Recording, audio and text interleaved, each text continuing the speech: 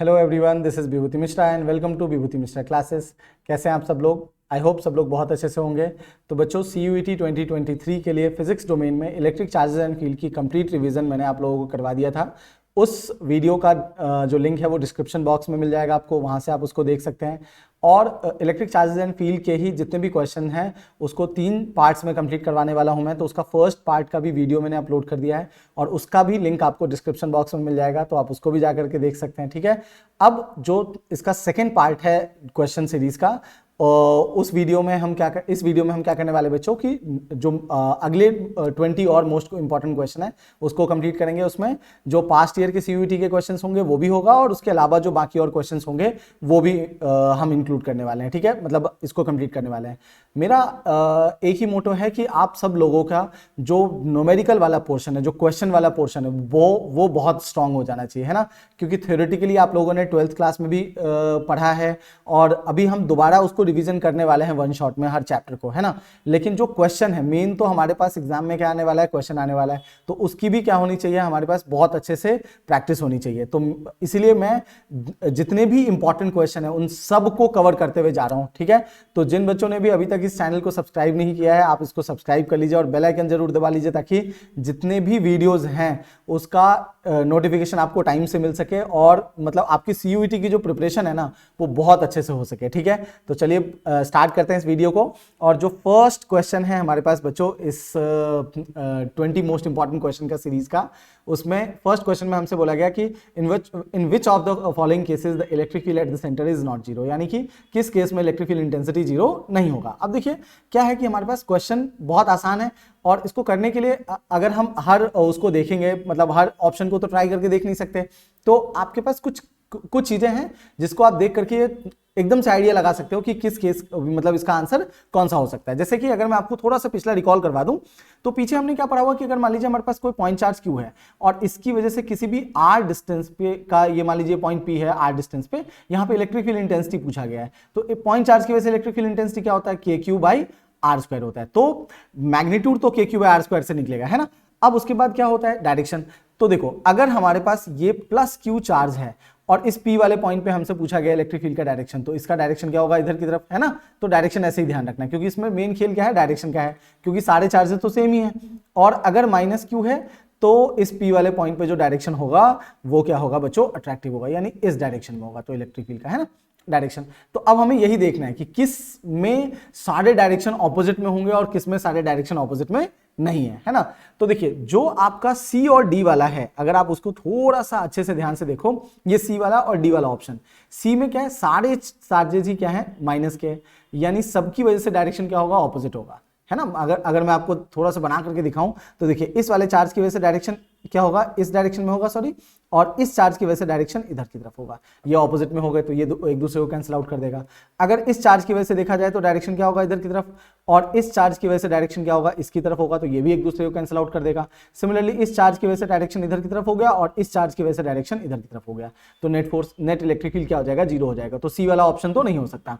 ऐसे ही D में क्या है, ये चार्ज, ये सारे ही चार्जेस क्या है, +Q के हैं, यानी कि यहां पे भी इलेक्ट्रिक फील्ड क्या हो जाएगा, जीरो हो जाएगा। और यहां पे भी क्या था, इलेक्ट्रिक फील्ड जीरो था C वाले केस में, यानी कि C और D तो नहीं होने वाला है। अब रही बात किसके, A की, तो A वाले को क्या करता हूं मैं बच्चों, यहां पे दिखा देता हूं, क्योंकि इसमें कुछ चार्जेस क्या हैं। अच्छा, इसको भी ऐसे देख सकते हैं, देखो ये क्या है, +Q और ये भी क्या है, +Q, तो ये दोनों इन दोनों का जो इलेक्ट्रिक फील्ड होगा वो एक दूसरे को कैंसिल आउट कर देगा।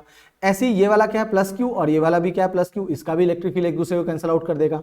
और अब ये -Q है और ये क्या है, -Q है, तो इसका भी इलेक्ट्रिक फील्ड एक दूसरे को क्या करेगा, कैंसिल आउट कर देगा। अब बचा कौन हमारे पास, B वाला, तो आंसर जो है हमारा वो क्या है, B है। और इसको एक बार जरा देख भी लेते हैं कि क्या ऐसा है भी कि नहीं, आखिरकार चेक कर लेते हैं जरा एक बार, ताकि हमको पूरी तसल्ली हो जाए कि हाँ जो ऑप्शन है वो बिल्कुल सही ऑप्शन है। तो देखिए इसमें क्या है कि यहाँ पे Q है, यहाँ पे भी Q है, ये -Q है, ये -Q है, और ये क्या रहा हमारे पास, Q और ये वाला Q रहा।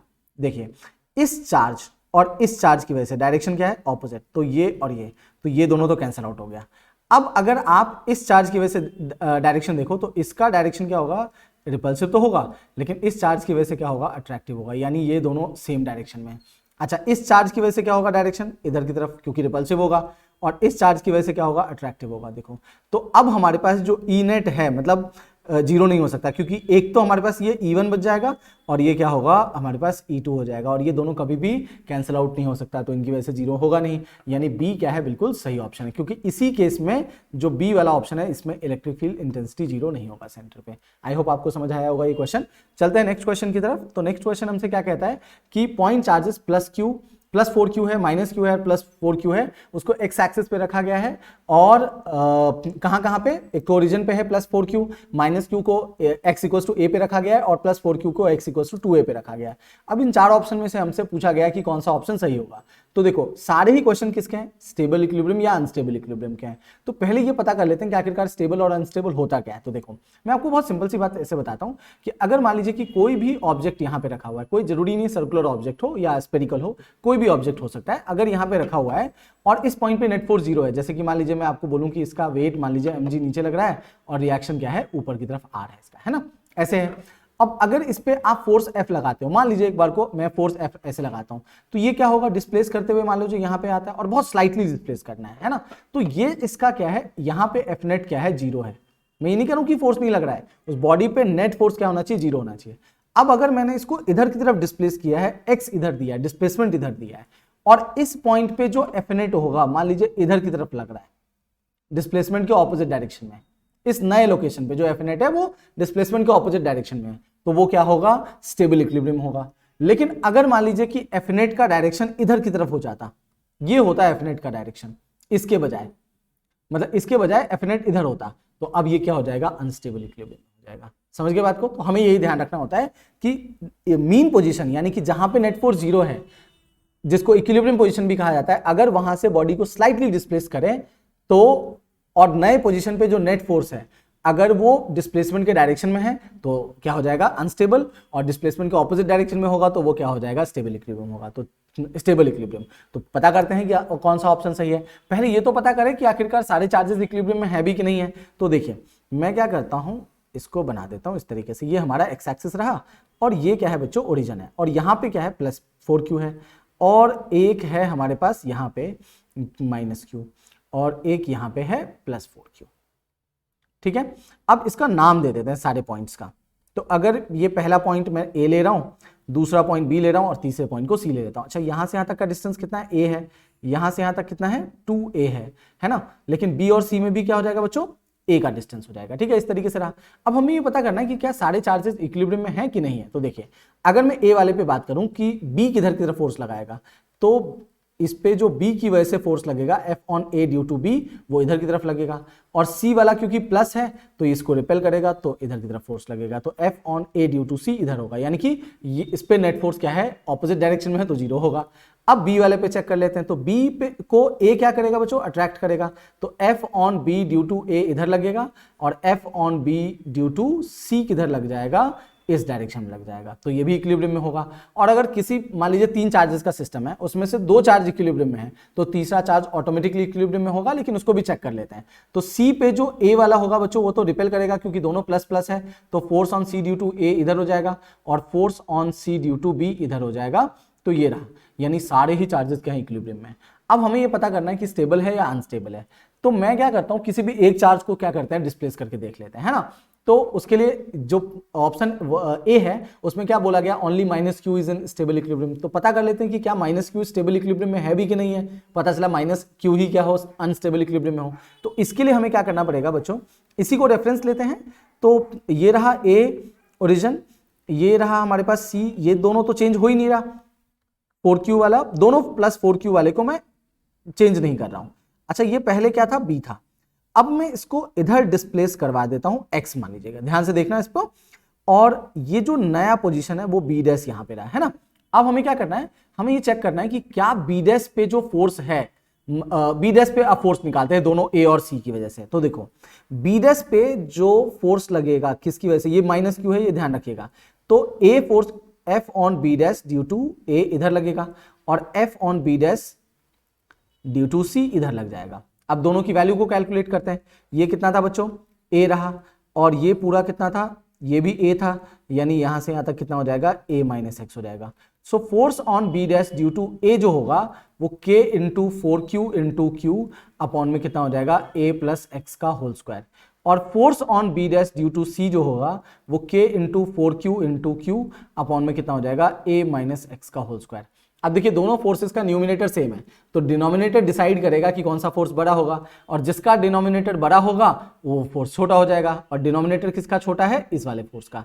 यानी कि force on B dash due to C बड़ा है और force on B dash due to A क्या है, छोटा था। यानी कि जो एफ नेट होगा बच्चों वो किस डायरेक्शन में होगा, force on B dash due to C की डायरेक्शन में हो जाएगा। तो हमारा एफ नेट जो है वो इस डायरेक्शन में है। यानी एफ नेट किस डायरेक्शन में है, डिस्प्लेसमेंट के डायरेक्शन में, यानी ये क्या होगा, अनस्टेबल इक्विलिब्रियम होगा। तो जो बोला गया ऑप्शन कि only minus q is in stable equilibrium, तो ये तो गलत हो गया ऑप्शन, क्योंकि माइनस क्यू तो अनस्टेबल इक्विलिब्रियम में है। अच्छा, बी वाला ऑप्शन क्या बोला गया, all the charges are in stable equilibrium. तो ये ऐसे कैसे हो सकता है, सिस्टम में 3 चार्जेस हैं और माइनस क्यू तो अनस्टेबल आ गया, तो स्टेबल कैसे हो सकता है। अच्छा, अगला बोला गया all the charges are in stable equilibrium, unstable sorry, तो ये हो सकता है। डी वाला पढ़ लेते हैं पहले। तो डी वाले में क्या बोला गया, none of the charges is in equilibrium, तो ऐसा नहीं है, सारे चार्जेस क्या है, इक्विलिब्रियम में तो हैं। तो यानी कि डी वाला ऑप्शन नहीं है, सी ऑप्शन क्या है, बिल्कुल सही है कि सारे ही चार्जेस क्या होंगे, अनस्टेबल इक्विलिब्रियम में। तो यानी कि सी वाला ऑप्शन क्या होगा, ये होगा। मैंने आपको माइनस क्यू को डिस्प्लेस करके बता दिया है, चेक करके कि क्या ये स्टेबल है या अनस्टेबल है। आप इसी तरीके से +4q और अगले +4q को भी कर सकते हो चेक, ठीक है। तो ये तरीका होता है स्टेबल और अनस्टेबल चेक करने का। बढ़ते हैं अब अगले क्वेश्चन पे। तो जो नेक्स्ट क्वेश्चन है हमारा बच्चों, वो क्या कह रहा है कि point A lies at a distance r on the axis of a short dipole, ये जो क्यू है ना इसमें, इसको आप नेग्लेक्ट कर दीजिएगा, ये कुछ भी नहीं है। ऑफ शॉर्ट इलेक्ट्रिक डाइपोल, मतलब एक शॉर्ट डाइपोल है, और शॉर्ट डाइपोल की वजह से जो ई एक्सियल होता है वो क्या होता है, 2kp अपॉन आर क्यू, अगर मैं मैग्नीट्यूड की बात करूं तो, और ई इक्वेटोरियल कितना हो जाएगा बच्चों, kp अपॉन आर क्यूब। अब देखते हैं कि हमारे पास ऑप्शन क्वेश्चन क्या पूछा गया है। तो electric field at a point is क्या है, 160 वोल्ट पर मीटर, यानी कि न्यूटन पर कूलम है। वोल्ट पर मीटर भी इलेक्ट्रिक फील्ड का डायरेक्शन होता है। तो अच्छा, एक्सिस पे बोला गया, ध्यान रखिएगा, आर ऑन द एक्सिस, यानी कि एक्सिस की बात की गई है, एक्सियल लाइन की। Now consider another point P eight a distance 2r on its axis, यानी एक्सिस पे ही दूसरा पॉइंट 2r है, वहां पे हमसे इलेक्ट्रिक फील्ड की वैल्यू पूछी गई है। तो बहुत सिंपल सा क्वेश्चन है। देखिए हमारे पास मान लीजिए कि ये डाइपोल है, तो ये -q है और ये +q है, ये ओरिजिन होगा इसका।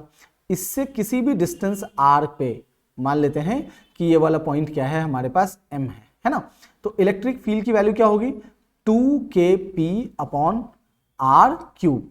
और अच्छा, तो इस इलेक्ट्रिक फील्ड की वैल्यू है क्या, ई एम एट एम, तो ये हमसे दे रखा है 160, यानी 160 इक्वल्स टू 2kp अपॉन में क्या हो जाएगा, आर क्यूब। तो 2kp की वैल्यू क्या कर लेते हैं बच्चों, निकाल लेते हैं। तो 160, क्योंकि ये तो अगले वाले पार्ट में भी चेंज नहीं हुआ है, सिर्फ आर चेंज हो गया उसका, तो 160 आर क्यूब हो गया, है ना। जहां भी जरूरत पड़ेगी तो हम 2kp की वैल्यू 160 आर क्यूब पुट कर देंगे, ठीक है। अच्छा, अब क्या है, हमसे इसी वाले में मान लीजिए कि यहां से किसी भी 2r डिस्टेंस पे ये कोई पॉइंट P है जहां पे हमसे पूछा गया है, तो electric field intensity at point P उसी शॉर्ट डाइपोल की वजह से क्या होगा, 2kp तो रहेगा, लेकिन अब क्या हो जाएगा, 2r का होल क्यूब हो जाएगा, है ना। तो EP देखिए अब क्या होगा, 2kp की जगह पे हम यहां से ये वैल्यू पुट कर सकते हैं। So this is 160 r cube, और ये 2r का क्यूब कितना हो जाएगा, 8r क्यूब हो जाएगा। तो r क्यूब कट गया और 8 से क्या हो गया, 20, यानी कि EP जो हो जाएगा बच्चों वो 20 वोल्ट पर मीटर हो जाएगा। तो देखिए सी वाला ऑप्शन क्या है, बिल्कुल सही ऑप्शन है हमारे पास, ठीक है। तो ये रही बात। अब नेक्स्ट क्वेश्चन, फोर्थ क्वेश्चन पे चलते हैं।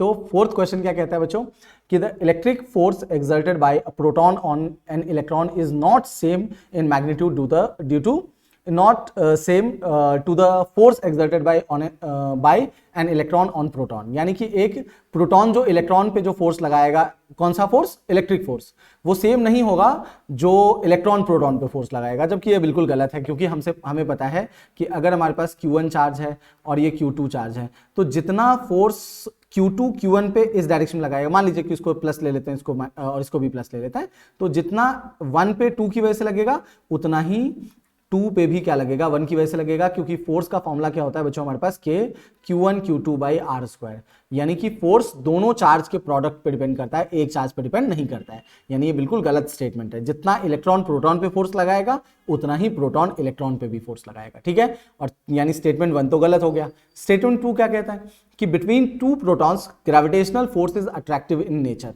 बिल्कुल सही है कि ग्रेविटेशनल फोर्स तो मास की वजह से आता है, और वो तो मास का फोर्स जो होता है वो तो हमेशा अट्रैक्टिव नेचर का होता है। तो चाहे प्रोटॉन प्रोटॉन में लगे, चाहे इलेक्ट्रॉन इलेक्ट्रॉन में लगे, चाहे किसी भी दो बॉडी के बीच में अगर हम फोर्स की बात करें तो वो हमेशा क्या रहेगा, सेम रहेगा। ठीक है, अच्छा, and coulomb force is repulsive, तो प्रोटॉन प्रोटॉन के बीच में कूलम फोर्स क्या होता है, रिपल्सिव होता है ना।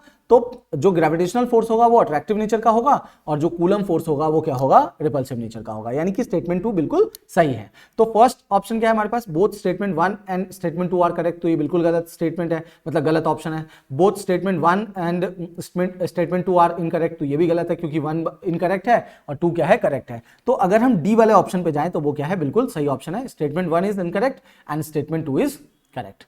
ठीक है, तो ऑप्शन डी क्या होगा, सही है। ठीक है, अब बढ़ते हैं नेक्स्ट क्वेश्चन, फिफ्थ पे। तो देखिए फिफ्थ वाला क्वेश्चन क्या कहता है, ये मैच करने वाला क्वेश्चन है। तो पहला क्या है, इलेक्ट्रोस्टैटिक एक्सटर्नल फील्ड टॉर्क। अब टॉर्क क्या होता है, तो देखो टॉर्क होता है P क्रॉस E, तो यानी कि इसका जो मैच हो जाएगा वो सेकंड के साथ हो जाएगा। इलेक्ट्रोस्टैटिक एक्सटर्नल फील्ड एनर्जी, यानी कि U जो होता है वो माइनस का P डॉट E हो जाएगा, या आप इसको आप ऐसे भी कह सकते हो माइनस PE कॉस थीटा भी होता है। तो जो P डॉट E होगा वो इसका हो जाएगा, यानी कि B का ऑप्शन थर्ड होगा। जो C है, electrostatic axial field for a short dipole, तो अभी बताया था 2kp/r³ होता है, और k की वैल्यू क्या होता है, 1/4πε0, यानी कि C का ऑप्शन क्या हो जाएगा, फोर्थ, और D का ऑप्शन क्या हो जाएगा, फर्स्ट हो जाएगा। तो देख लीजिए कि किस ऑप्शन में A का मैच सेकंड के साथ है, B का थर्ड के साथ है, C का फोर्थ के साथ है। तो देखिए हमारे पास A का सेकंड, B का थर्ड और C का कौन सा होना चाहिए, फोर्थ। तो देखो A का सेकंड, B का थर्ड और C का फोर्थ और D का वन, वो कौन सा ऑप्शन है, A वाला ऑप्शन है, यानी A ऑप्शन क्या होगा, बिल्कुल सही ऑप्शन होगा। ठीक है, अब चलते हैं अपने सिक्स्थ क्वेश्चन की तरफ। तो सिक्स्थ क्वेश्चन भी क्या है, मैच टाइप, मतलब कॉलम 1 कॉलम 2 है, उसमें भी मैच करना है हमें। तो इलेक्ट्रिक डाइपोल मोमेंट बोला गया कि इलेक्ट्रिक डाइपोल मोमेंट कौन सा क्वांटिटी होता है, मतलब इनमें से हमें चूज करना है। तो देखिए इलेक्ट्रिक डाइपोल मोमेंट का जो डायरेक्शन होता है वो वैसे तो एक वेक्टर क्वांटिटी भी होता है, लेकिन उसका एक और है हमारे पास कि ये माइनस क्यू है और प्लस क्यू है, तो इसका जो डायरेक्शन होता है वो हमेशा टुवर्ड्स माइनस क्यू से प्लस क्यू की तरफ होता है, यानी टुवर्ड्स द पॉजिटिव चार्ज होता है। यानी कि फर्स्ट का जो ऑप्शन होगा, यानी पॉइंट्स टुवर्ड्स पॉजिटिव चार्ज, तो फर्स्ट का ऑप्शन थर्ड के साथ होगा। ठीक है, अब इलेक्ट्रिक फील्ड क्या होता है, ये points away from point charge, यानी कि देखिए अगर अभी बताया था मैंने आपको डायरेक्शन एक क्वेश्चन में, फर्स्ट क्वेश्चन में, तो प्लस क्यू है और हमें अगर इस पी पूछा गया तो इलेक्ट्रिक फील्ड का डायरेक्शन क्या होता है, अवे होता है, और अगर यही माइनस होता है तो उसकी तरफ आता है इसका, यानी कि इलेक्ट्रिक फील्ड का डायरेक्शन जो होगा, मतलब सेकंड बी वाले का मैच क्या होगा, फोर्थ होगा, points away from positive charge. Electric flux एक स्केलर क्वांटिटी है, तो क्या हो जाएगा, सी का सेकेंड ऑप्शन हो जाएगा, और टॉर्क क्या होता है, वेक्टर क्वांटिटी होता है, तो डी का क्या होगा, फर्स्ट ऑप्शन। ठीक है, यानी ए का थर्ड, बी का फोर्थ, सी का सेकंड और डी का फर्स्ट। तो देख लेते हैं कौन सा ऑप्शन है। तो ए का कौन सा हो गया बच्चों हमारे पास, थर्ड, तो ए का थर्ड या तो ए में है या तो डी में है, तो ए वाला ऑप्शन ए का थर्ड, बी का क्या है हमारे पास, देख लीजिए फोर्थ ऑप्शन है, और इसमें बी का क्या है, सेकंड, तो ये तो नहीं हो सकता। तो जो सी वाला ऑप्शन है, ए का थर्ड, बी का फोर्थ, सी का सेकंड और डी का क्या है, फर्स्ट मैच है, यानी कि बिल्कुल सही ऑप्शन है। सो सी इज द करेक्ट ऑप्शन।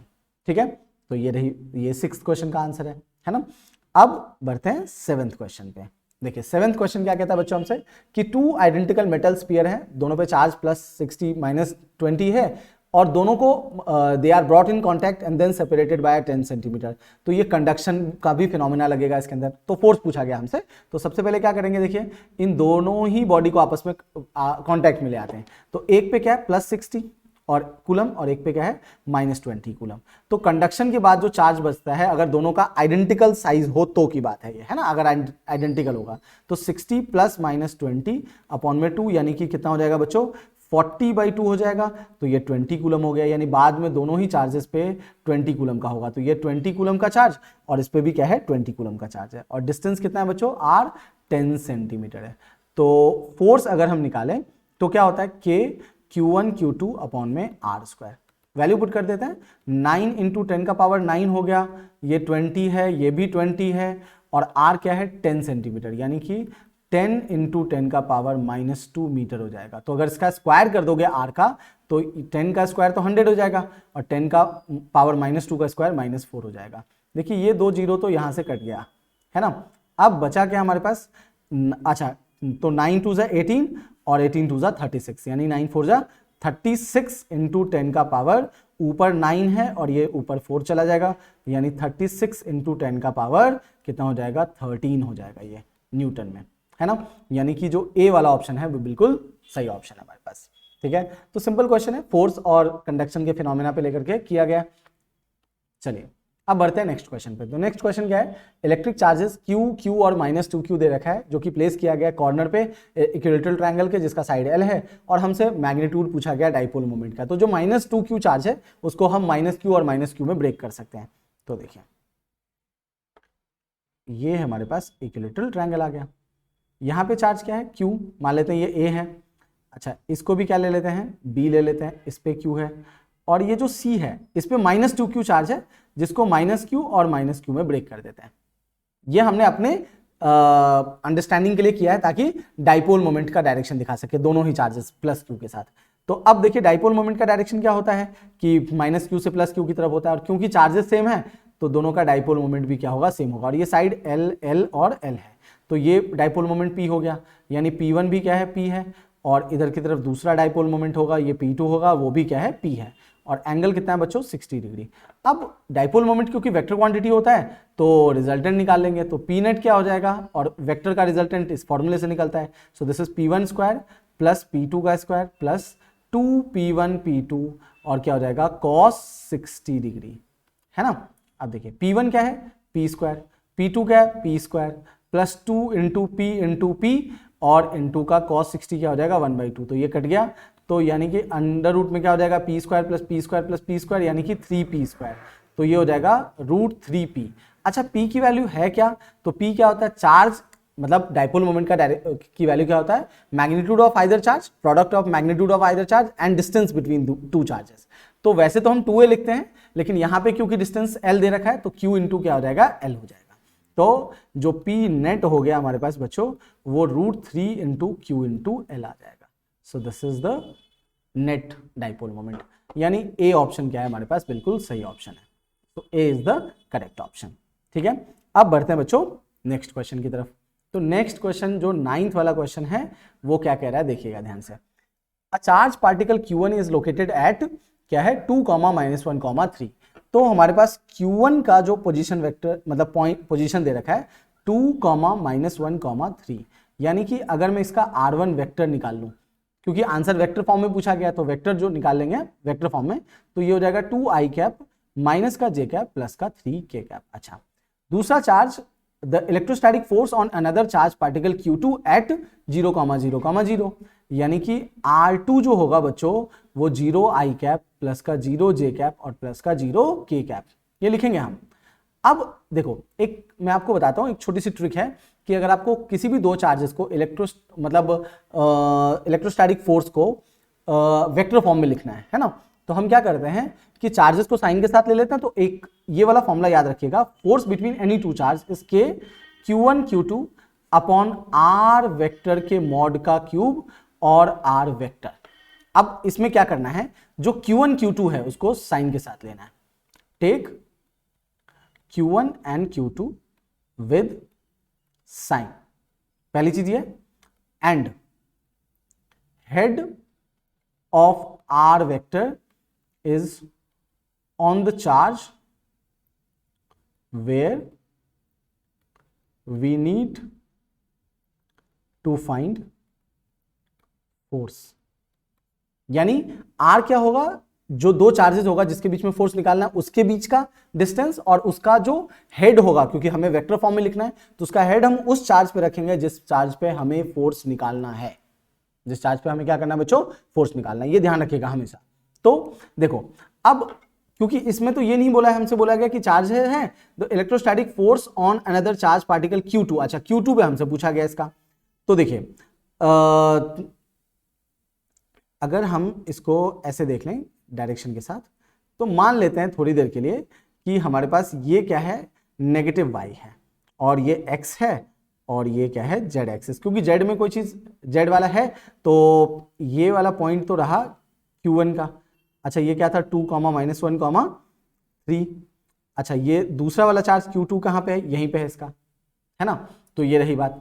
तो अब अगर आप R निकालोगे इसका, तो एक और बात बता देता हूं आपको, अगर आपको R, और ये भी ध्यान रखिएगा, वैसे तो आप वेक्टर फॉर्म लगाओगे तो आप R कैलकुलेट कर सकते हो, बट R निकालने का तरीका क्या होता है, जिस चार्ज पे फोर्स निकालने के लिए बोला गया है उसके पोजीशन वेक्टर में से हम जो फोर्स लगा रहा होता है उसकी पोजीशन वेक्टर को माइनस कर देते हैं, यानी कि R क्या हो जाएगा हमारा R2 माइनस का R1, क्योंकि 2 पे फोर्स निकालने के लिए बोला गया था और 1 की वजह से बोला गया था, तो यानी कि क्या हो जाएगा R2 माइनस R1।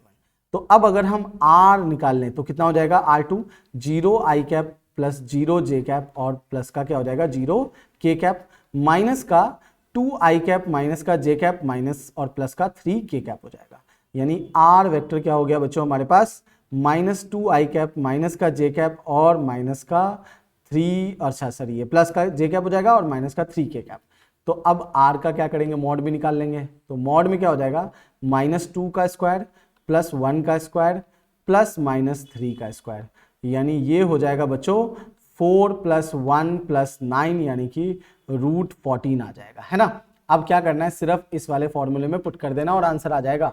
तो देखिए अगर मैं डायरेक्टली इस फोर्स को लिख दूं तो कितना हो जाएगा कि मैं K के टर्म्स में लिख देता हूं, या चलिए 1/4 पाई एप्सिलॉन नॉट हो जाएगा। हमारे पास क्या जगह है, तो हाँ जगह है, तो हम आगे कर लेते हैं, काम करते हैं, इतना वो क्यों करना। चलिए आगे अगर हम अगले पेज पे कर लेते हैं, तो अब जो फोर्स लिखा जाएगा वो क्या होगा 1/4 पाई एप्सिलॉन नॉट, दोनों ही चार्ज प्लस में था तो Q1 और Q2 हो जाएगा। R वेक्टर क्या आया था हमारे पास, देखिए R वेक्टर का मॉड आया था √14, और जो R वेक्टर था अपने आप में माइनस का 2 I कैप प्लस का J कैप और माइनस का 3 K कैप, यानी √14 का क्यूब, और ये हो जाएगा कितना -2 I कैप प्लस का J कैप माइनस का 3 K कैप। तो अब ऑप्शन में अगर हम जाएं तो देखिए ऑप्शन कौन सा है, पहला ऑप्शन है नहीं, दूसरे ऑप्शन बी वाले ऑप्शन में जाएं तो ये बिल्कुल सही ऑप्शन है जो हमने अभी निकाला है, 1/4 pi epsilon not Q1 Q2 upon √14 का cube -2 I cap plus J cap minus का 3 K कैप। ठीक है, तो ये वाला ऑप्शन क्या होगा, बिल्कुल सही ऑप्शन होगा, यानी बी वाला ऑप्शन क्या है बच्चों हमारे पास बिल्कुल सही ऑप्शन है। ठीक है, अब चलते हैं नेक्स्ट क्वेश्चन पे। तो देखिए 10th क्वेश्चन क्या है, इसी तरीके का वेक्टर फॉर्म में भी क्वेश्चन पूछा गया हमसे, तो 1 लाइन में आंसर दे सकते हैं। अब इसमें क्या पूछा है, N electron is revolving around the nucleus of a hydrogen atom in a circular orbit of radius r। अब हमें पता है कि हाइड्रोजन के जो न्यूक्लियस होता है उसमें एक ही प्रोटॉन होता है, तो प्लस ले लेते हैं, और एक इलेक्ट्रॉन है जो कि इस r रेडियस के साथ क्या कर रहा है, इस r रेडियस में इसके चारों साइड इस तरीके से रोटेट कर रहा होगा। तो अब इनके बीच में जो लगने वाला फोर्स होगा वो तो अट्रैक्टिव होगा, है ना।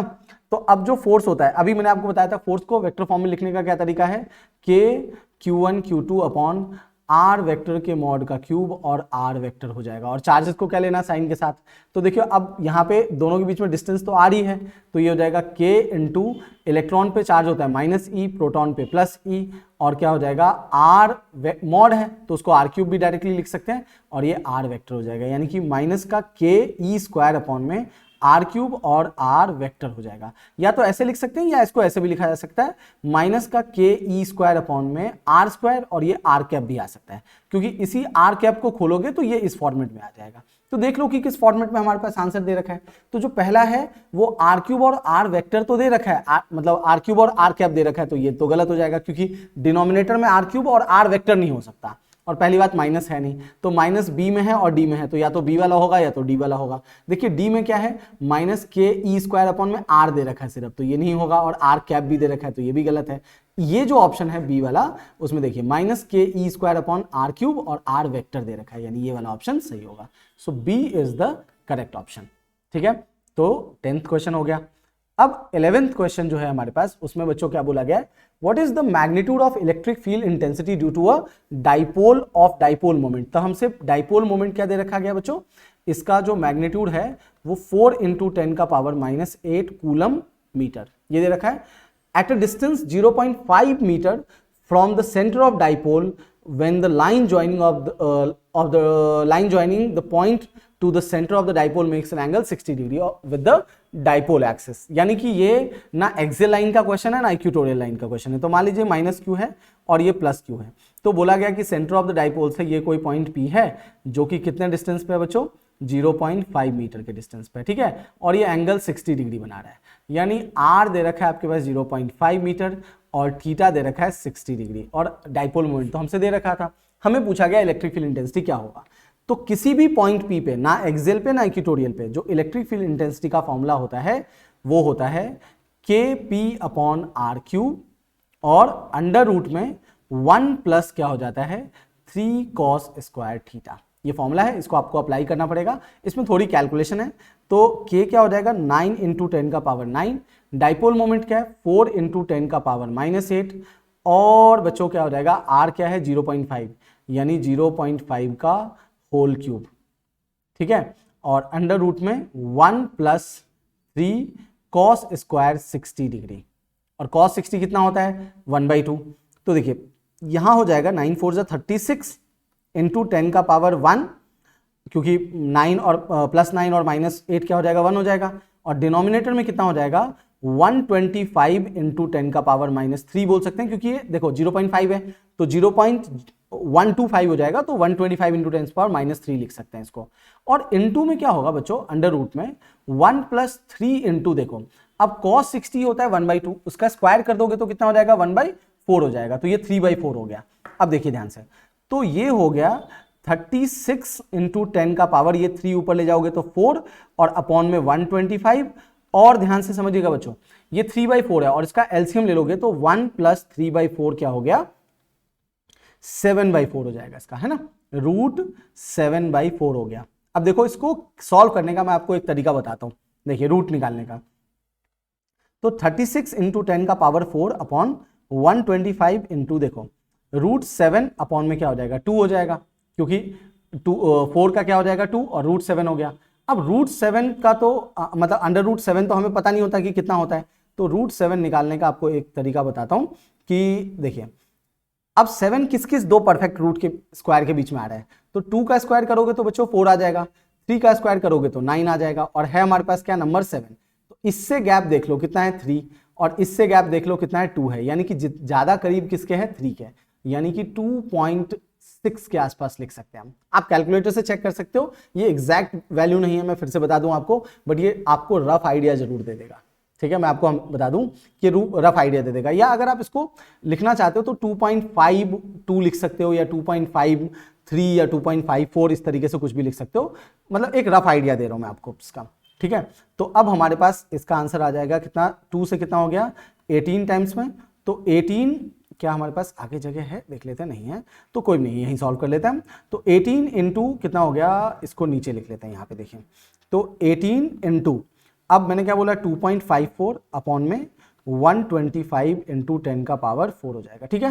तो अगर आप इसको पूरा सॉल्व कर लोगे, कैलकुलेशन आप इसको सॉल्व कर लीजिएगा, मैं आपको आंसर बता देता हूं कि ये रफली जो आएगा आई थिंक हमारे पास ये डेसिमल में 0 पॉइंट में चला जाएगा तो 10⁻³ बन जाएगा यहाँ पे, क्योंकि देखो ये 18 2 कितना भी करोगे तो 36 आ जाएगा, और डिनोमिनेटर में क्या 125 है, तो वो 0 पॉइंट तो जाएगा ही जाएगा कहीं ना कहीं, तो 10⁻³ ही होगा यहाँ पे।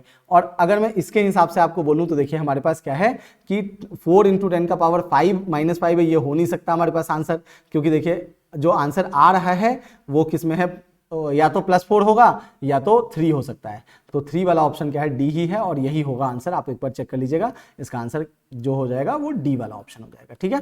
तो इस तरीके से भी हम कई बार क्या कर सकते हैं, जिसमें कैलकुलेशन ज्यादा हो, हम अपना दिमाग इस्तेमाल करके इन सब का आंसर बता सकते हैं। जरूरी नहीं कि सबको सॉल्व करने के लिए जाएं तभी आएगा आंसर, है ना, साफ साफ दिख रहा है कि 18 2 36 हो सकता है, ज्यादा से ज्यादा वो कितना हो जाएगा 37 या 38 हो जाएगा, तो 38 अपॉन में 125 करेंगे, और फिर क्या है 10⁻⁴ है, तो वो 0 पॉइंट समथिंग में कटेगा और फिर 10⁻³ बना देगा इसका, है ना। तो -5 नहीं हो सकता, -11 नहीं हो सकता, 7 जाएगा नहीं, तो 3 ऑप्शन है, तो इसलिए ये इसका क्या हो जाएगा ऑप्शन हो जाएगा इसका, ठीक है बच्चों।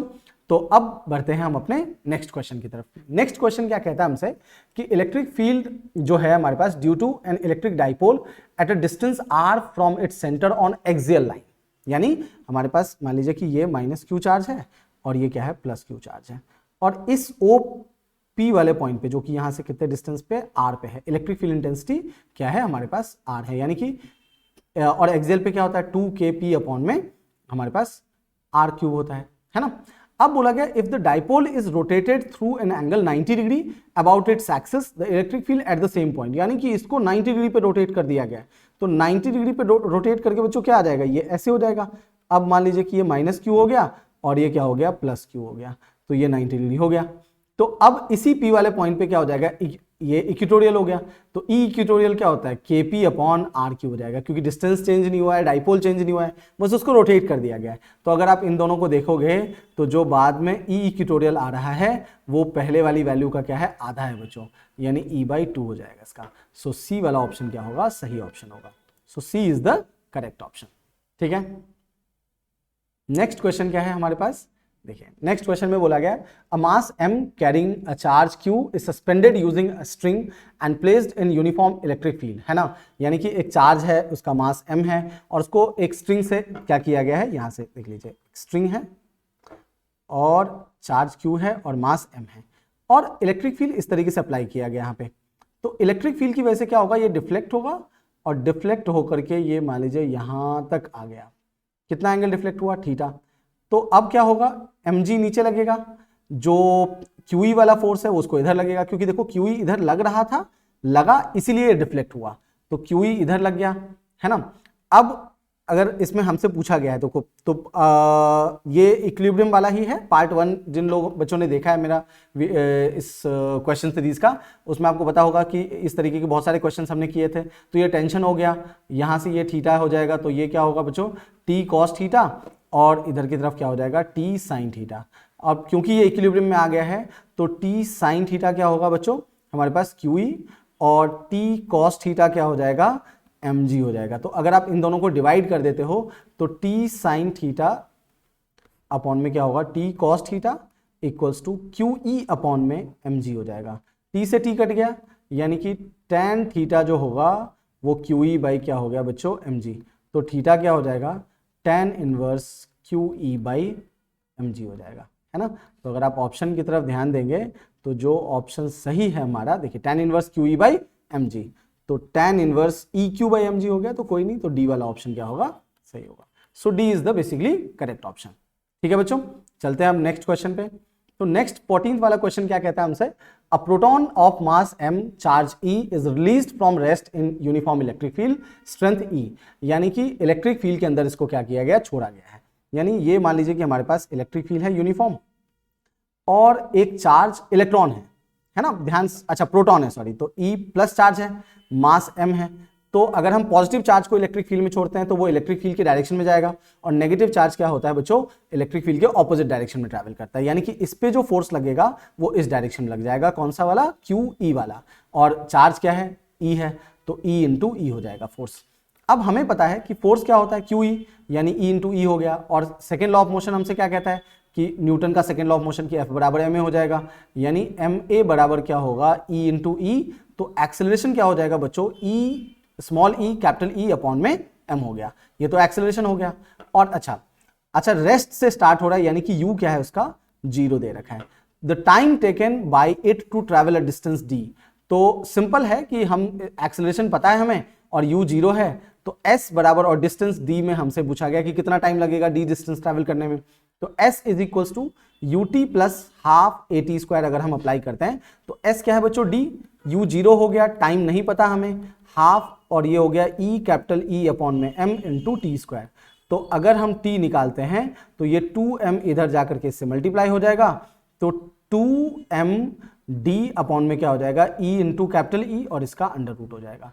तो देख लीजिए कौन सा ऑप्शन सही है हमारे पास, है ना।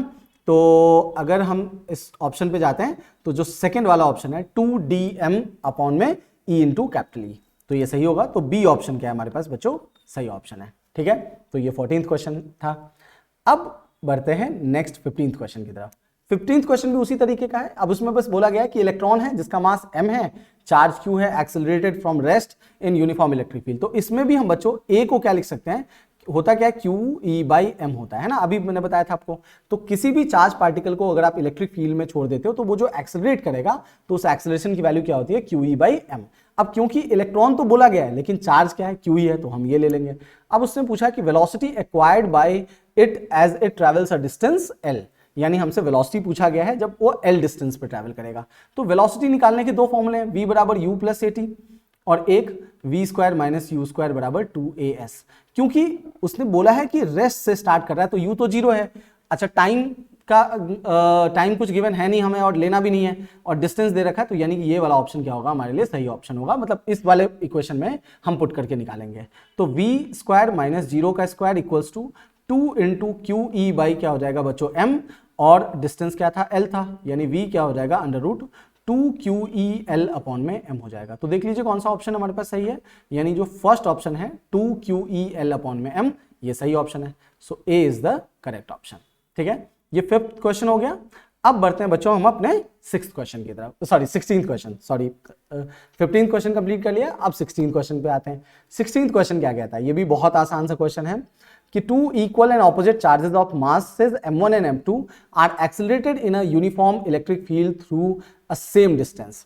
What is the ratio of magnitude of their acceleration if the ratio of masses is m1 upon m2 is 0.5? ये दे रखा है। अब देखो दो equal and opposite charges हैं, चार्ज equal हो या unequal हो, जो दोनों पे एक दूसरे पे, अच्छा उन दोनों को एक्सेलरेट करवाया गया यूनिफॉर्म इलेक्ट्रिक फील्ड में। अब क्योंकि सेम इलेक्ट्रिक फील्ड है और चार्ज भी क्या है सेम है, तो F बराबर क्या होता है QE होता है, तो चार्ज भी सेम है इलेक्ट्रिक फील्ड भी सेम है, यानी दोनों पे फोर्स क्या लगेगा सेम लगेगा।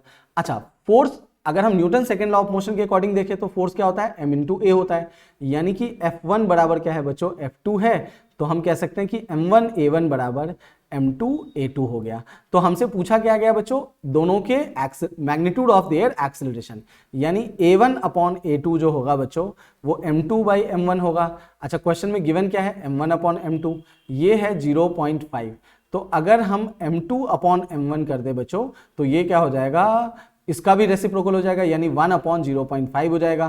तो देख लो 0.5 के टर्म्स में होगा, या अगर इसको ऊपर ले जाते हैं तो 5 से ये कट जाएगा तो 2 हो जाएगा, यानी कि ये हो जाएगा 2/1, यानी 2:1 कह सकते हैं या 2 कह सकते हैं। तो देखो a1/a2 का रेशियो 2 किस में, सी वाले ऑप्शन में है, यानी सी इज द करेक्ट ऑप्शन। तो सी सही ऑप्शन है। ठीक है बच्चों, अब बढ़ते हैं अपने नेक्स्ट 17th क्वेश्चन में। तो 17th क्वेश्चन क्या है बच्चों कि there is an electric field E in x direction, electric field x direction में है। If the work done in moving a charge 0.2 coulomb, तो चार्ज कितना दे रखा है, Q is 0.2 coulomb through a distance of 2 metre, यानी कि distance दे रखा है कितना, 2 मीटर दे रखा है, along a line making an angle 60 degree with the x axis is 4 joule, यानी वर्क डन दे रखा है 4 जूल और थीटा दे रखा है 60 डिग्री। यानी हमसे बोला गया है कि एक इलेक्ट्रिक फील्ड है जो एक्स एक्सिस में है, और अगर मान लीजिए 0.2 कूलम के चार्ज को मूव करवाया गया है, कितना डिस्टेंस से, 2 मीटर से, और वो जो मूवमेंट डिस्टेंस है, जिस डिस्टेंस पे मूव कर रहा है 0.2 कूलम का चार्ज, और जो इलेक्ट्रिक फील्ड की वैल्यू है, डायरेक्शन है, उसमें 60 डिग्री का एंगल है, और वर्क डन कितना हो रहा है 4 जूल का, हमसे इलेक्ट्रिक फील्ड की वैल्यू पूछी गई है। तो देखिए वर्क डन का फॉर्मूला जो होता है वो होता है FD cos थीटा, ऐसा लिखते हैं हम। अच्छा, हमें इलेक्ट्रिक फील्ड पूछा गया है, तो इलेक्ट्रिक फील्ड क्या होता है, F/Q होता है, यानी कि हम F को लिख सकते हैं बच्चों QE। तो अगर मैं इसको यहां से पुट कर दूं तो W बराबर क्या हो जाएगा, QE cos 60 डिग्री, क्योंकि थीटा 60 डिग्री है। तो इलेक्ट्रिक फील्ड क्या हो जाएगा, W अपॉन Q, और हमारे पास क्या हो जाएगा, अच्छा इसमें D नहीं लिया मैंने तो D भी ले लेते हैं, तो QD और कितना हो जाएगा cos 60 डिग्री। वर्क डन कितना है बच्चों, 4 जूल, Q कितना है हमारे पास 0.2, अच्छा D कितना है, डिस्टेंस कितना था, 2 मीटर था, और cos 60 होता है 1/2, तो देखो ये 2 से 2 कट गया, यहां से ये 10 ऊपर चला जाएगा, तो 2 से 2 यानी कि 20 न्यूटन पर कूलम का आ जाएगा, है ना, यानी जो D वाला ऑप्शन है वो बिल्कुल सही ऑप्शन है। सो D is the correct option. ठीक है, अब बढ़ते हैं अपने नेक्स्ट क्वेश्चन 18th क्वेश्चन पे। 18th क्वेश्चन में क्या बोला गया, a particle having charge Q and mass m, एक पार्टिकल है जिसका चार्ज Q है और मास m है, जिसको प्रोजेक्ट किया गया है with velocity v equals to 2i cap minus 3j cap in a uniform electric field. अब इलेक्ट्रिक फील्ड की वैल्यू क्या है, E is E0 i cap, sorry j cap, और वेलोसिटी क्या था 2i कैप माइनस का 3j कैप। अब हमसे पूछा क्या गया बच्चों कि what is the change in momentum delta p during any time interval t। अब ये बड़ा ही अच्छा क्वेश्चन है, देखो किस तरीके से कि जो 11th में आपने लॉज ऑफ मोशन में मोमेंटम वाला फॉर्मूला पढ़ा है उसको और या मोमेंटम और जो सेकंड लॉ ऑफ मोशन था F बराबर dp/dt, उसको यूज करके हमसे जो इलेक्ट्रिक फील्ड है उसके साथ क्वेश्चन पूछा गया है। तो कॉम्पिटिटिव में क्या होता है बेसिकली कि कंसेप्ट को मिक्स किया जाता है। तो ये ध्यान रखिएगा कि 11th के कंसेप्ट को भी थोड़ा थोड़ा आपको, मतलब 11th के जो बेसिक कंसेप्ट हैं, लॉज ऑफ मोशन के, वर्क एनर्जी, पावर के, रोटेशनल के, ये सब आपको थोड़ा थोड़ा याद होना चाहिए क्योंकि कंसेप्ट मिक्स तो होंगे। ठीक है, अब इस क्वेश्चन पे चलते हैं। तो हमसे बोला गया चेंज इन मोमेंटम। तो देखो F बराबर क्या होता है delta P upon delta T, और टाइम को T बोला गया, यानी कि F बराबर क्या हो जाएगा डेल्टा P अपॉन T। तो अगर हम डेल्टा P की बात करें तो F इंटू T हो जाएगा। अच्छा, चार्ज पार्टिकल इलेक्ट्रिक फील्ड में मूव कर रहा है तो फोर्स कितना लगता है चार्ज पार्टिकल पे, QE, तो उसकी वैल्यू क्या होगी QE0, यानी वेलोसिटी का कोई काम इस क्वेश्चन में है ही नहीं। अब बच्चा इस बात से कंफ्यूज होगा कि वेलोसिटी दे रखा है तो पता नहीं उसका कहां यूज करेंगे, मोमेंटम भी है, मास इनटू वेलोसिटी होता है, तो इसका मतलब इसका कोई यूज नहीं है बच्चों, इसका कोई यूज नहीं करना है हमें, है ना। सिंपल हमसे मोमेंटम पूछा गया और इलेक्ट्रिक फील्ड में है, तो इलेक्ट्रिक फील्ड में फोर्स क्या लगता है QE, और इलेक्ट्रिक फील्ड क्या दे रखा है E0 J कैप है, वो वेक्टर फॉर्म में, अगर मैग्नीट्यूड में लिखेंगे तो यही हो जाएगा। तो जो डेल्टा P होगा बच्चों वो QE0 इंटू T हो जाएगा। तो यानी कि जो बी वाला ऑप्शन है वो बिल्कुल सही ऑप्शन है। ठीक है, तो B is the correct option. अब बढ़ते हैं 19th क्वेश्चन की तरफ। तो 19th क्वेश्चन क्या है, बहुत ही आसान क्वेश्चन। क्या बोला गया हमसे कि the figure below shows electric field lines corresponding to an electric field, यानी इलेक्ट्रिक फील्ड दे रखा है और हमसे पूछा गया करेक्ट ऑप्शन। अब हमें पता है कि इलेक्ट्रिक फील्ड लाइंस की जो प्रॉपर्टीज, तो उसमें हमसे क्या बोला गया था कि जहां पे भी फील्ड लाइंस एक दूसरे के क्लोज होता है ना, वहां पे इलेक्ट्रिक फील्ड इंटेंसिटी ज्यादा होगा, और जहां इलेक्ट्रिक फील्ड लाइंस दूर होता है वहां पे क्या होता है, इलेक्ट्रिक फील्ड इंटेंसिटी कम होता है। जहां फील्ड लाइंस कम पास होगा वहां इंटेंसिटी ज्यादा होगा, जहां दूर दूर होगा वहां इंटेंसिटी कम हो जाएगा। अब देखिए ए और सी को अगर आप ऑब्जर्व करोगे तो वो तो सेम ही है, मतलब वहां पे जो फील्ड लाइंस है वो इक्वल डिस्टेंस पे, बस बी पे क्या है वो दूर दूर चला गया, यानी कि ई ए इक्वल्स टू क्या होगा ई सी, और ये बड़ा होगा किससे, ई बी से, यानी बी पे जो इलेक्ट्रिक फील्ड इंटेंसिटी होगा वो कम होगा।